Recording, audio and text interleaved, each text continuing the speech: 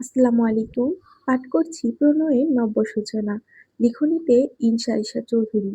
গল্প পাঠে আমি রেজওয়ানা খান নদী। পর্ব ১৫। চারদিকে এখনো মেঘের গর্জন থেমে থেমে শোনা যাচ্ছে। আগের মুষলধারে বৃষ্টি এখন কিছুটা স্মিত হলেও আকাশ পুরোপুরি শান্ত হয়নি। এখনো ঝিরঝির করে বৃষ্টি পড়ছে।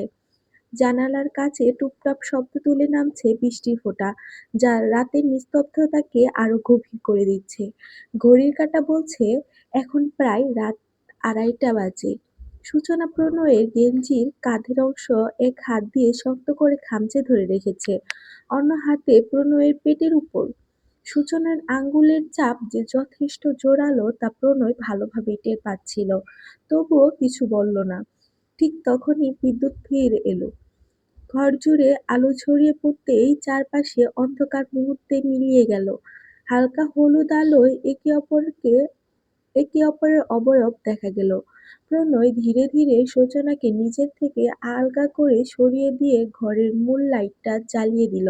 প্রকৃত ঘরের চারদিকে একবার চোখ বুলিয়ে দেখতে পেল, একটু দূরে কাচের গ্লাসটা মেঝেতে পড়ে ভেঙে চুরমার হয়ে আছে।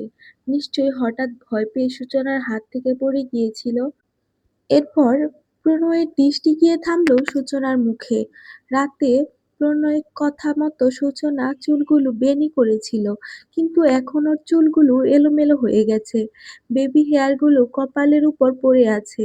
এছাড়াও মেয়েদের মুখ অস্বাভাবিক রকমের ফ্যাপসা হয়ে আছে। চোখ দুটোতে এখনো ভয়ের স্পষ্ট ছাপ। অথচ সেই ভয় লুকোনোর জন্য প্রাণপণ চেষ্টা করছে সূচনা। প্রণয় সূচনার দিকে ধীরে ধীরে এগিয়ে গেল। অতঃপর কোমল ভঙ্গিতে তার কপালে ছড়িয়ে থাকা চুলগুলো আলতো করে পেছনে গুজে দিল। এক মুহূর্তে তার দিকে তাকিয়ে মৃদু হেসে বলল, এত ভয় পাওয়ার কি আছে? কথাটা শুনেই সূচনা একটু সোজা হয়ে দাঁড়ালো। নিজের অস্বাভাবিকতা আড়াল করার চেষ্টা করে প্রতিবাদের গলায় বলল, কে বলেছে আমি ভয় পেয়েছি? আমি কি আপনাকে বলেছি যে আমি ভয় পাচ্ছি? প্রণয় ভ্রু সামান্য উঁচু হয়ে গেল। আচ্ছা, তাহলে তুমি ভয় পাওনি? না, একদমই পাইনি, একটু ভয় পাইনি। ও আচ্ছা।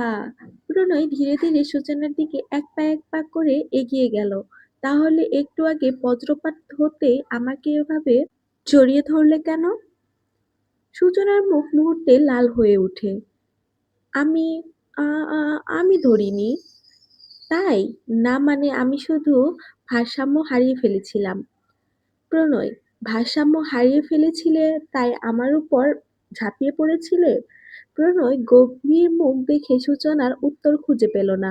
কিছুক্ষণ ইতস্তত করে বলল, ওই সময় অন্ধকার ছিল আর আমি।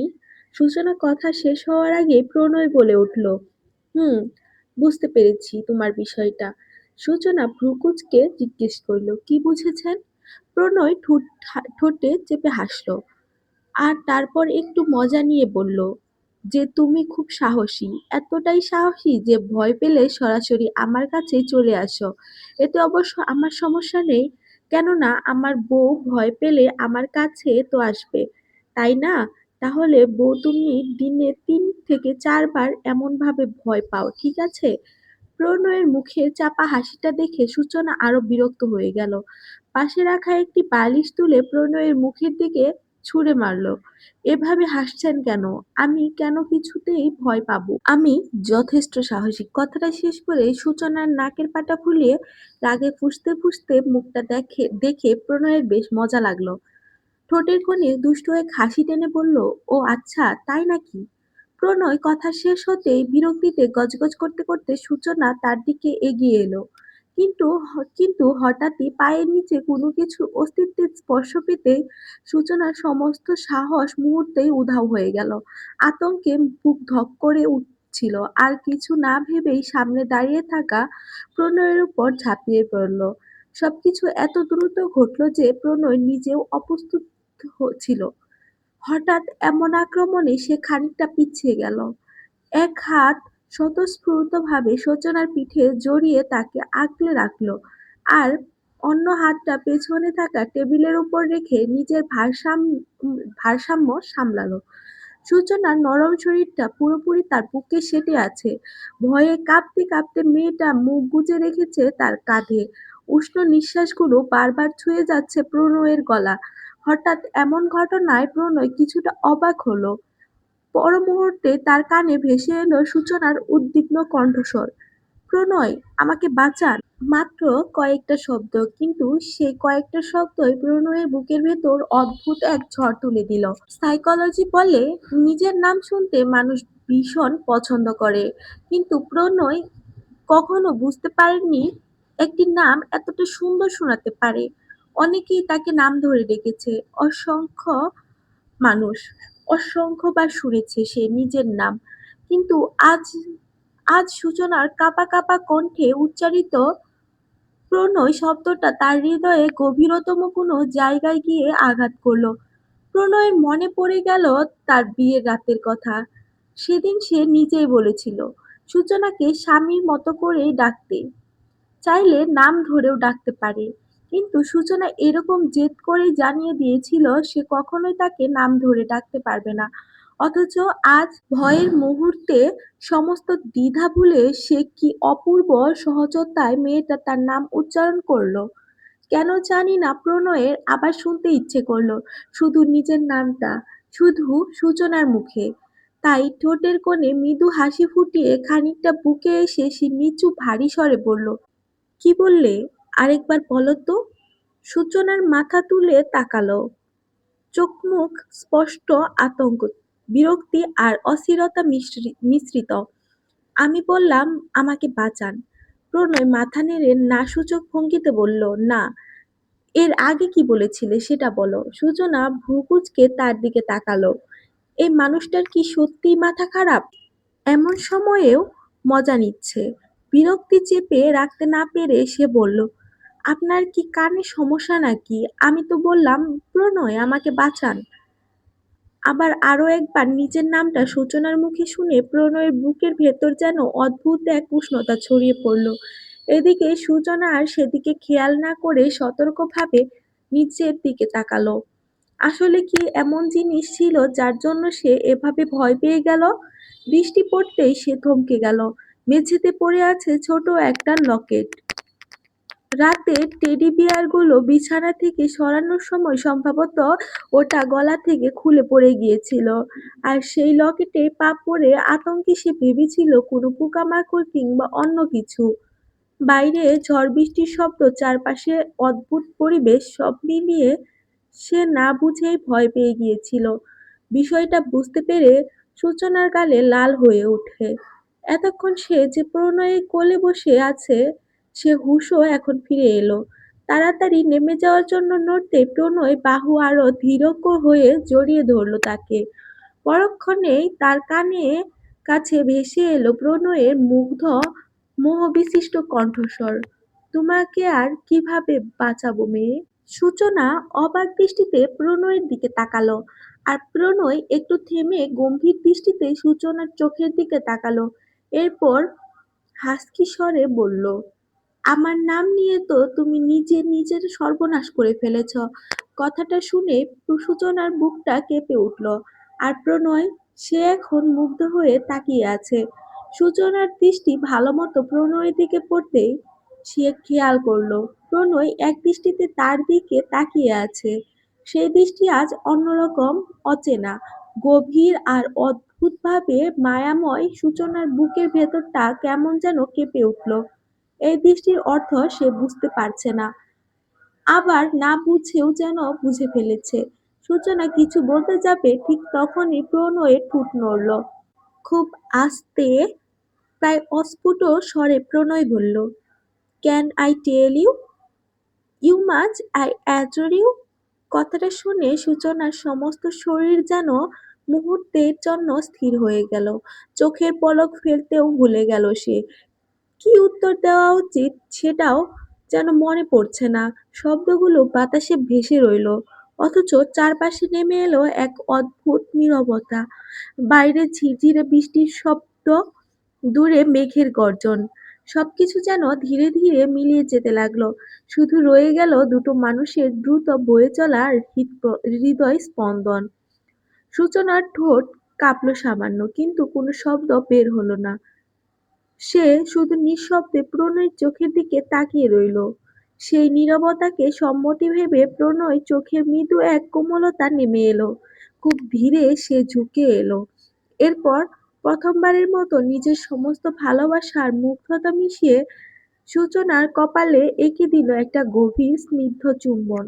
স্পর্শটা ছিল অবিশ্বাস্য রকমের কোমল, তবুও সেই কোমলতার ভেতর লুকোনো ছিল এক অদ্ভুত তীব্রতা।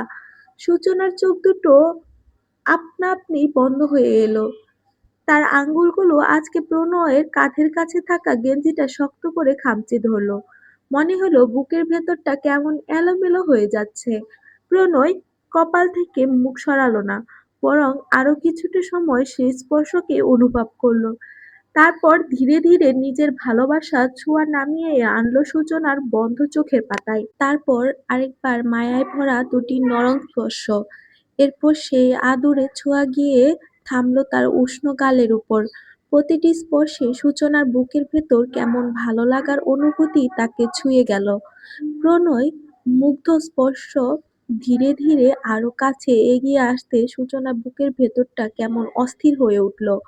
অজানা এক লজ্জা আর সংকোচনে সে অজান্তেই মুখটা সামান্য ঘুরিয়ে নিল।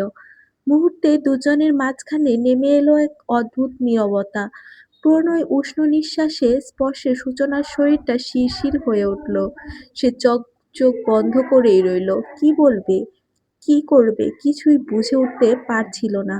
অবশেষে কাঁপা কণ্ঠস্বরে ফিসফিস করে সূচনা বলল, না, আমি। কথাটা সম্পূর্ণ করার আগেই প্রণয় বুঝে গেল মেয়েটা ভয় পাচ্ছে। নতুন অনুভূতি, নতুন সম্পর্ক, নতুন এক আবেগ সব মিলিয়ে সূচনা এখনো নিজেকে গুছিয়ে নিতে পারেনি। প্রণয়ের চোখের গভীরতা এক মুহূর্তেই কোমল হয়ে এলো। সে আর কিছু বলল না, বরং সূচনাকে কোলে নিয়ে ধীরে পায়ে বিছানার দিকে এগিয়ে গেল। বিছানার কাছে গিয়ে পৌঁছেই অত্যন্ত যত্নে তাকে শুইয়ে দিল। অতঃপর নিজেও পাশে শুয়ে পড়ে দুহাতে জড়িয়ে নিল সূচনাকে। এমনভাবে যেন পৃথিবী সব ঝড় ঝঙ্কা থেকে আড়াল করে রাখতে চায়। প্রণয়ের বুকের ভেতর মুখ লুকিয়ে থাকা সূচনা কয়েক মুহূর্ত পর কোনোমতে মাথা তুলে নিঃশ্বাস নিল। অতঃপর নরম গলায় অভিযোগের স্বরে বলল, এভাবে কেউ জড়িয়ে ধরে? আমি তো ঠিকমতো নিঃশ্বাসই নিতে পারছি না। এমন করে কেউ ঘুমায়? কথাটা শুনে প্রণয়ের ঠোঁটে মৃদু হাসি ফুটে উঠল। সে আরো একটু কাছে টেনে নিয়ে শান্ত স্বরে বলল, কেউ না ঘুমালে তুমি ঘুমাবে, আর আজ থেকে অভ্যাস করো। সূচনা জিজ্ঞেস করল, কেন? কারণ এখন থেকে তোমার ঘুম ভাঙবে আমার বুকে, আর ঘুম আসবেও আমার বুকে। কথাটা শুনে সূচনার গাল লজ্জায় লাল হয়ে উঠল। বাইরে তখন টুপটাপ বৃষ্টি পড়ছে। রাত পার হয়ে গেছে, সকালে ভোরের আলো ফুটছে, এবং অভ্যাসগত স্বভাব থেকে নীলুফা খাতুন সকাল সকাল ঘুম থেকে উঠেছে। এই বয়সে তিনি যথেষ্ট রুটিন মেনে চলতেই পছন্দ করেন। ঠিকমতো খাওয়া-দাওয়া, স্বাস্থ্য সচেতনতা এবং স্কিন কেয়ার সবকিছুতেই তিনি মেনে চলেন। সকালের ব্রেকফাস্ট সেরে তিনি গার্ডেনটা ঘুরে ঘুরে দেখছিলেন। বলতে গেলে তিনি এখন হাঁটাচলা করছিলেন। আজ সকালে এই জিনিসটা মিস করে গিয়েছে।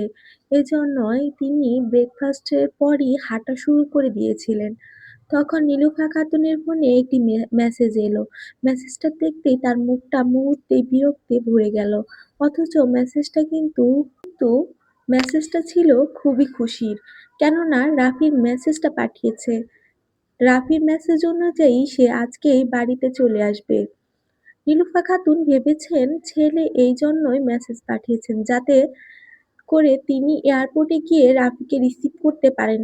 সব চিন্তা ভাবনা একদিকে রেখে তিনি এই বিষয়টাকে একটু খুশি হলেও যে এত বছর পর তার ছেলে এসেছে। আর সত্য কখনো চাপা থাকে না। রাফি তো একসময় ঠিকই জানতে পারবে যে সুজনার বিয়ে হয়ে গেছে। সেটা হয়তো আজ বাদে কাল জানবে। তাতে কি হয়েছে?